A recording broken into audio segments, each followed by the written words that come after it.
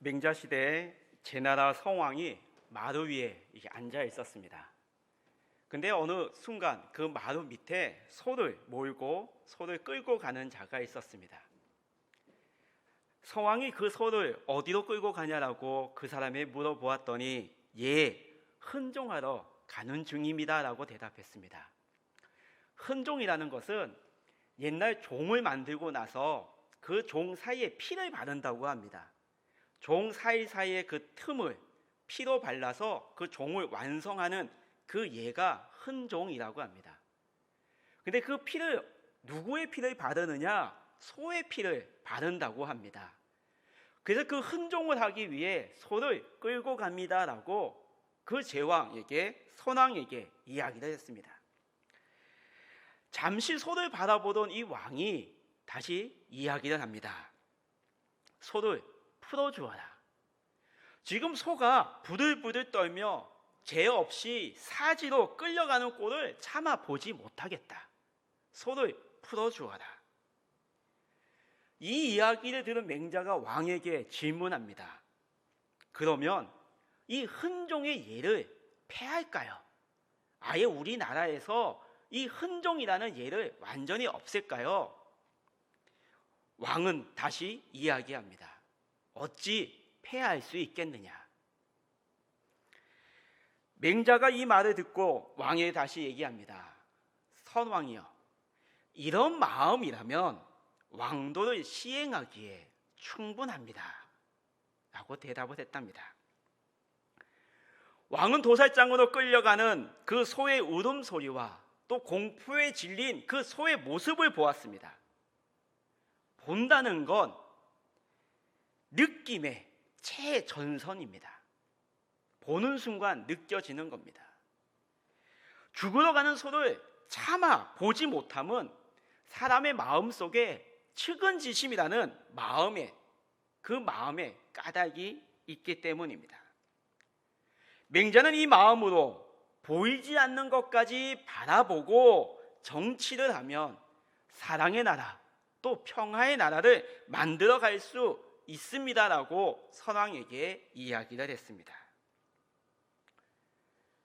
넘어가는 햇빛이 갑자기 그 석양이 지지 아니하고 그 햇빛이 돌아와서 다시 환하게 비추어 준다라는 사자성어 회광반조가 있습니다.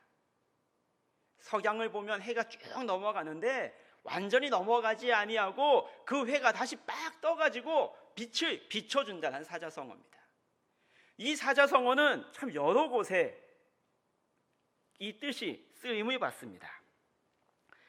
밖으로 내달리는 마음을 안으로 향하게 하여 진실한 자신을 바라보는 계기가 될 때에도 이 회광반조라는 이 사자성어를 사용합니다. 선왕은 밖으로만 나아가는 그의 행동을 소의 울음소리가 원인이 되어서 그 소의 울음소리로 말미암아 자기 자신의 내면 마음을 바라보았다는 겁니다.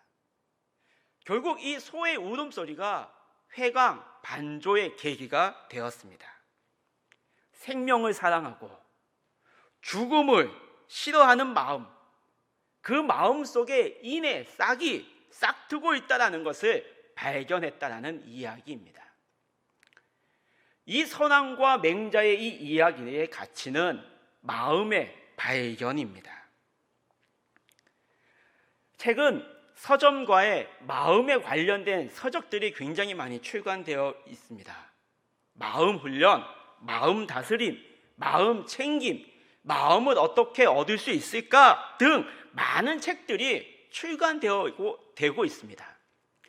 이 마음에 관련된 책들이 출간된다는 것은 그만큼 이 시대에 살아가는 많은 사람들이 마음에 굉장히 많은 관심을 가지고 있다라는 증표라고 할 수 있습니다.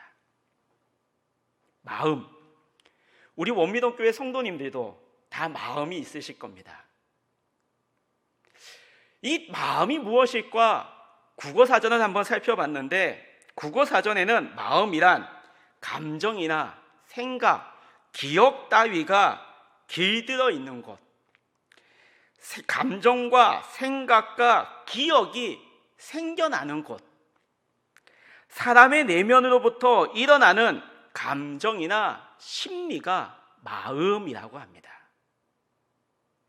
우리 원미동교회 성도님들의 마음은 어떠하십니까? 어떤 마음이십니까? 나의 마음을 5글자로 한번 표현해 보십시오. 마음이 차갑다, 마음이 따뜻하다, 마음이 아프다. 우리 성도님들의 마음은 어떻습니까? 어떻게 표현하고 싶으십니까? 오늘 저희들이 읽은 누가복음 24장 말씀은 부활하신 예수님께서 제자들을 찾아가셔서 내가 부활했어, 예수님의 부활하심을 제자들에게 증거하는 부활장입니다. 그런데 부활하신 예수님께서 제자들에게 내가 부활했어, 내가 살아났어 라고 그 부활을 증거함과 동시에 예수님께서 사용하신 단어가 반복적으로 드러나는 단어가 있습니다. 예수님이 강조하는 단어가 있습니다. 이 단어는 누가복음에서 무려 23번 등장합니다. 근데 그 23번 가운데 누가복음 24장에서만 이 단어가 4번 등장한다는 겁니다. 그만큼 부활하신 예수님께서는 자기의 부활의 증거를 보여줌과 동시에 제자들에게 무언가를 심어주고 싶어 했던 예수님의 마음이 드러나고 있습니다. 이 단어가 바로 마음입니다. 부활하신 예수님께서는 왜 제자들에게 나타나셔서 이 마음을 강조하셨을까요? 이 마음에 대해서 왜 예수님께서 설명하셨을까요? 저희들이 읽은 누가복음 24장 13절에서 35절까지의 말씀, 이 말씀은 누가복음 24장의 중심이 되는 말씀입니다. 그리고 이 말씀 앞, 뒤 단락을 보면 2개의 이야기가 구성이 되어 있습니다. 그리고 그 중간을 차지하고 있는 게 바로 이 엠마오로 내려가는 2 제자의 이야기입니다. 이 본문 말씀 앞 단락에는 2가지 이야기가 등장하는데, 천사가 나타나 여인들에게 예수님이 부활하셨습니다라는 증거하는 이야기와 또 하나의 이야기는 그 천사의 소식을 들은 이 여인들이 제자들에게 가서 예수님이 부활하셨습니다라고 이야기하는 2 이야기가 누가복음 24장의 앞단락에 기록이 되어 있습니다. 부활의 예수님, 천사를 통해 예수님이 부활하셨어, 이 소식을 여인들이 제자들에게 얘기하는데, 제자들이 그 이야기를 들은 제자들의 반응은 허탈하게 들었다라고 기록되어 있습니다. 믿지 않았다라는 겁니다. 무슨 헛소리를 하고 있어 라고는 반응을 보였다라는 겁니다. 그리고 그 이야기를 들은 제자 중에 한 명이, 베드로는 무덤까지 뛰어 올라가 눈으로 확인합니다. 베드로가 이렇게 무덤까지 가서 눈으로 확인했다라는 것은 여자들의 증언에 남자 제자들이 베드로가 믿지 않고 거부했다라는 겁니다. 이 이야기는 결국 예루살렘 공동체, 즉 제자 공동체가 균열이 생겼다라는 겁니다. 부활 이전까지 제자들의 의견이 충돌되지가 않았습니다. 어떤 제자가 무엇이라고 얘기했을 때 그 말을 믿지 않은 경우가 없었습니다. 근데 누가복음 24장 이 말씀에 여자들이 증언하는데도 남자 제자들이 믿지 않았습니다. 허탈하게 들었다 했습니다. 균열이 생긴 증거였습니다. 그리고 이 이후 13절 말씀, 그날에 그들 중 둘이 어떤 제자들입니까? 여자들이 예수님이 부활하셨습니다라는 그 이야기를 들은 제자들 중에 믿지 않고 거부하고 무슨 헛소리를 하고 있어라고 생각했던 그 제자들 중 2명이 예루살렘에서 떠나 엠마오로 내려가고 있었습니다. 제자 공동체가 흔들리고 있습니다. 엠마오 마을로 내려가는 이 두 제자는 예수님과 함께 꿈을 꾸었습니다. 예수님이 이제 우리 이스라엘의 왕이 되면 우리는 오늘보다 더 나은 세상 속에서 살아갈 수 있어라는 그 소망이 가지고 있었습니다. 예수님 중심으로 잘 뭉쳤던 제자 공동체에 균열이 생기는 그 절망감, 그리고 그들이 가졌던 그 기대감이, 소망이 무너지는 그들의 마음, 앞날에 대한 두려움, 십자가에서 돌아가시는 그 예수님을 직접 바라보고 나서 이제는 우리는 무엇으로 살아갈 수 있을까라는 그 앞날에 대한 두려움, 이 모든 마음의 표현을, 이 감정의 표현을 오늘 성경 본문 말씀 17절에서는 슬픔에 잠겨라고 표현하고 있습니다. 엠마오로 내려가는 이 두 제자의 내면 깊은 곳에서 올라오는 감정은 절망과 두려움과 슬픔이었습니다. 그리고 이 감정이 그들의 마음을 무겁게 자리 잡고 있었습니다. 우리 성도님들도 믿음의 여정길을 걸어오시면서 마음이 무거워졌을 때, 마음이 무너졌을 때가 있을 겁니다. 사랑하는 가족들과의 사별, 기대했던 일들이 이루어지지 않았을 때, 건강이 쇠약해져가는 자신의 모습을 바라볼 때, 그리고 예상치 못한 큰 사고를 당했을 때 우리는 마음이 무거워지며 마음이 무너졌습니다. 마음이 무너지면 일상의 삶이 흔들리게 됩니다. 경고할 것이라고 믿었던 일상이 손에 잡히지 않습니다. 그 순간 무너진 나의 마음을 버리고 싶어도 버릴 수 없었습니다. 마음을 폐기할 수도 없었습니다. 나는 사별하였다라는 책이 있습니다. 나는 사별하였다. 이 책의 내용은 사랑하는 남편과 자녀를 먼저 보낸 4명의 작가가 그 사별 이후 자기에게 다가왔던 그 일상의 삶과 그리고 자기 자신이 무너졌던 그 마음을 글로 표현해서 책으로 출판했습니다. 그 중에 한 문장입니다.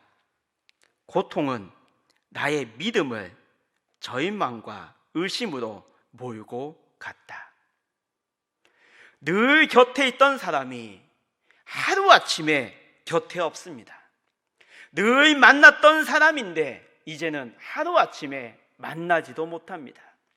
늘 이야기했고 늘 얼굴을 바라보면서 살아왔던 그 사람이 하루아침에 그의 눈앞에서 다시는 볼 수 없는 현실이 되었을 때 그들의 마음은 절망과 의심으로 몰고 갔습니다. 더욱이 사랑하는 사람의 발자취가 있는 그곳에서 아무렇지도 않게 살아가야 한다는 것이 마음을 더욱더 무겁게 하며 마음을 더욱더 깊은 곳으로 빠지게 합니다. 그리고 그곳을 떠나고 싶은 마음이 듭니다. 엠마오로 내려가는 두 제자의 마음도 마찬가지였습니다. 엠마오로 내려가는 그 두 제자의 길에 예수님께서는 그들에게 가까이 다가와 함께 걸어가셨습니다.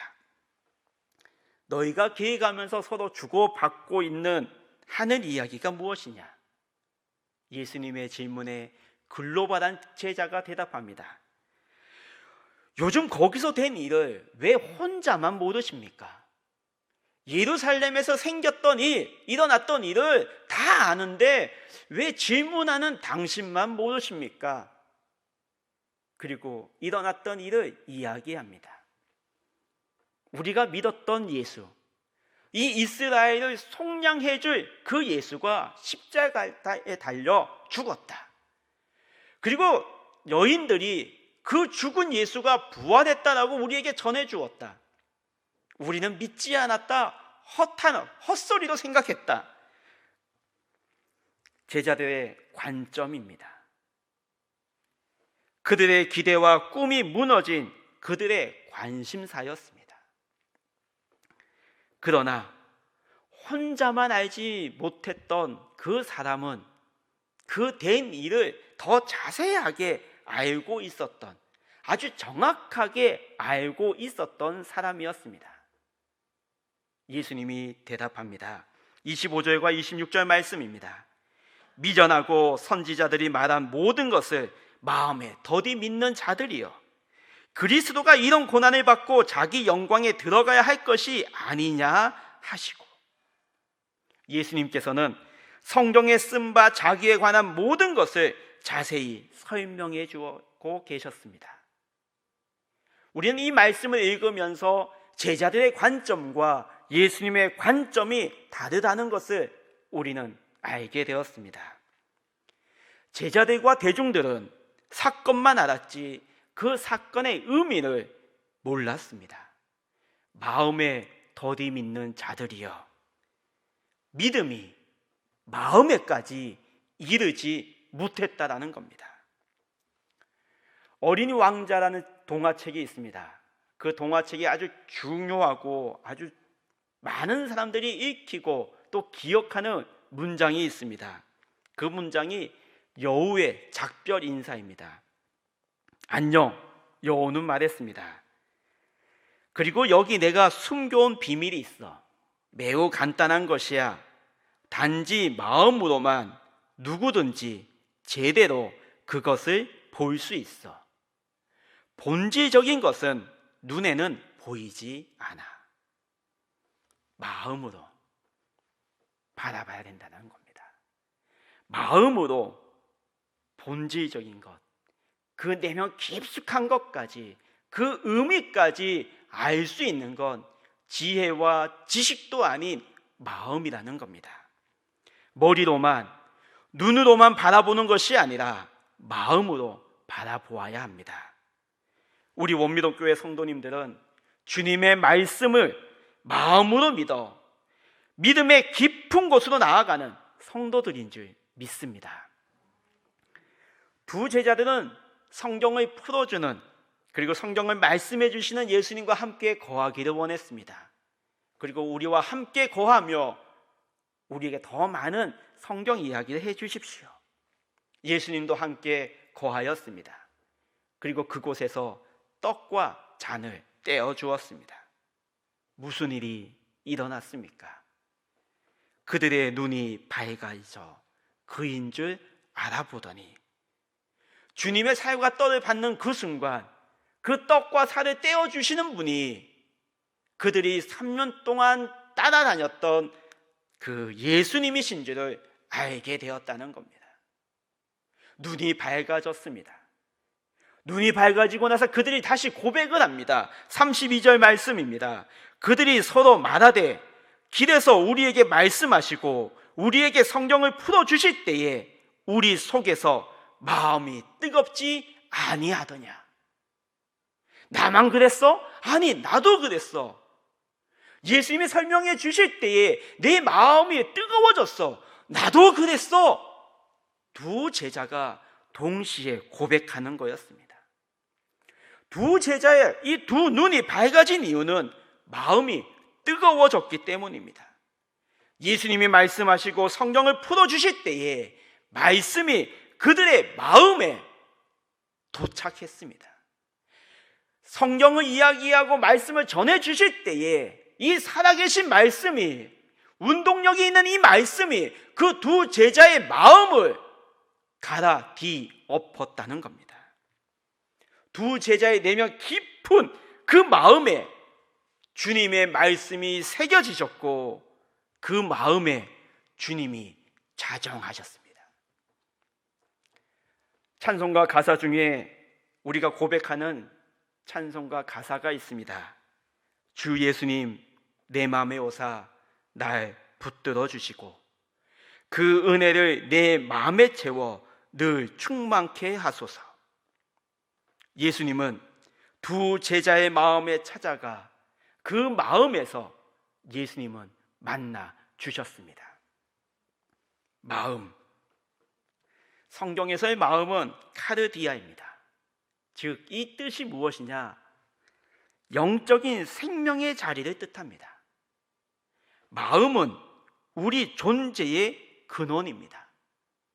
예수님께서 산상설교를 통해 내 보물이 있는 곳에 내 마음이 있느니라라고 말씀하셨습니다. 마음은 우리 최고의 희망을 만들어내는 장소입니다. 삶의 방향과 삶의 목표를 표명하는 장소입니다. 그러므로 이 마음은 도덕의 중심이고 또 이 마음은 행동을 결정해 주는 것입니다. 우리는 흔히 이런 얘기합니다. 마음 먹기에 달렸어. 이게 무슨 말씀입니까? 내가 어떤 마음을 품느냐에 따라 그 마음에 품은 것대로 행동한다는 겁니다. 내가 마음이 따뜻하고 온순하면 나의 행동 또한 따뜻한 행동과 온순한 행동이 되어집니다. 반대로 내 마음이 차가워지거나 내 마음이 짜증나 있는 상태라면 나의 행동 또한 차갑고 짜증나는 행동을 합니다. 이건 부인할 수 없지 않습니까? 우리가 그렇게 살아오고 있지 않습니까? 또 이 마음은 내가 사용하고 있는 언어의 출발선이 마음입니다. 내 마음이 평안하면 나의 언어도 평안합니다. 근데 내 마음이 복잡하고 힘들면 나의 언어도 복잡하고 힘든 언어, 이웃에게 상처 주는 언어가 튀어나옵니다. 마음이라는 겁니다. 외부에서 들려오는 소리, 내 마음이 어떠냐에 따라 외부에서 들려오는 소리가 좋은 영향력을 줄 수 있고 외부에서 들려오는 소리가 내 마음에 따라 다르게 반응할 수가 있습니다. 오해가 될 수도 있고 화가 날 수도 있습니다. 마음에는 지성이 있고 마음에는 사유하는 두뇌가 있습니다. 그리고 마음에는 좋고 나쁨이 있기에 마음에는 성과 악이 같이 공존하는 장소입니다. 바울이 고백했습니다. 내 안에 투쟁하고 있다. 육적인 일과 영적인 일로 투쟁하고 있다. 그것이 바로 마음입니다. 마음엔 성과 악이 있습니다. 그렇기 때문에 이 마음은 때에 따라 순간순간 많이 바뀝니다. 저 높은 곳까지 올라갔다가 어느 순간 저 깊은 수렁까지 내려가는 것이 나의 마음입니다. 갈라디아서 4장 6절 말씀에 너희가 아들이므로 하나님이 그 아들의 영을 우리 마음 가운데 보내사 아바 아버지라 부르게 하셨느니라. 하나님의 영을 우리 마음에 보내주십니다. 그러므로 나의 마음은, 우리의 마음은 하나님을 만나는 장소고 하나님의 은혜를 경험하는 장소고 결국 마음은 우리의 지성소라는 겁니다. 예수님이 만나는 곳 나의 마음입니다. 성령이 임하는 곳 나의 마음이라는 겁니다. 그렇기 때문에 부활의 예수님께서는 제자들에게 마음을 강조하셨습니다. 엠마오로 내려가는 두 제자들 뿐만이 아닙니다. 11제자에게 나타나신 예수님께서는 부활을 증거함과 동시에 24장 45절 말씀처럼 이에 그들의 마음을 열어 성경을 깨닫게 하시고, 부활의 신앙은 마음으로부터 시작하는 신앙입니다. 마음이 변해야 합니다. 주님의 말씀을 듣으면 그 주님의 말씀이 내 마음판에 새겨져야 합니다. 우리는 오늘 이 시간까지 하나님의 말씀을 들으며 믿음의 여정길을 걸어왔습니다. 나의 마음이 어떻게 변화되어 가고 있습니까? 내 마음이 주님의 말씀을 들음으로 내 마음이 변화되어 가고 있구나를 느끼고 계십니까? 이 느끼고 있는 이것이 나의 신앙이 성장하고 있구나, 나의 믿음이 자라나고 있구나라고 고백할 수 있는 출발점입니다. 마음으로의 신앙, 마음으로 드리는 기도, 마음으로 고백하는 찬양이 되어야 합니다. 원미동교회 성도 여러분, 부활의 예수님은 우리의 마음에 찾아오신 줄 믿습니다. 부활의 예수님은 우리의 마음을 뜨겁게 해 주신 줄 믿습니다. 마음이 뜨거워지면 가까운 데에서 먼 데로 나아가게 됩니다. 엠마오 제자들은 마음이 뜨거워짐을 느끼며 그들은 가까운 곳 예루살렘으로 달려 올라갔습니다. 그리고 그 가까운 예루살렘에서 먼 곳 땅끝까지 복음을 증거하는 제자들이 되었습니다. 마음이 뜨거워지니 두려움 없이 전했습니다. 지치지 않았습니다. 멈추지 않았습니다. 나 못해라고 두 손 들지 않았습니다. 돌을 맞아도, 험고게 다녀도, 가시밭길을 걸어가도 그들의 마음이 뜨거웠기 때문에 그 모든 것을 참으며 감사함과 기쁨으로 나아갈 수 있었습니다. 입으로만 전한 것이 아닙니다. 그들은 마음으로 전했습니다. 우리들도 무언가를 행함으로 전하는 것이 아니라 그 행함 이전에 마음으로 전해야 합니다. 이 마음을 품으라, 곧 그리스도 예수의 마음이니. 예수님께서는 부활의 빛을 엠마오로 가는 두 제자의 마음에 비추어 주셨습니다. 두 제자는 절망 가운데 석양이 지려고 하는 그 순간에, 인생의 모든 것을 내려놓으려고 하는 그 순간에 부활의 빛을 비춤을 받았습니다. 회광반조하였습니다. 마음은 예수님을 만나는 곳입니다. 예수님은 우리들의 마음을 만져주시고 우리들의 마음에 부활의 빛을 비추어 주시는 줄 믿습니다. 부활주일 예배를 드렸습니다.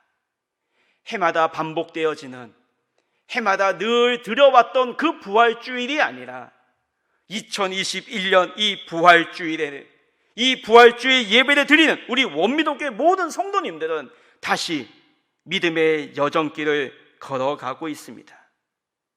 이 믿음의 여정길을 걸어가는 우리 원미동교회 모든 성도 여러분, 2021년도에는 나의 마음에서, 우리의 마음에서 예수님을 만나고 그 뜨거운 마음으로 믿음의 여정길을 함께 손을 잡고 걸어가는 예수님의 제자들이 됩시다.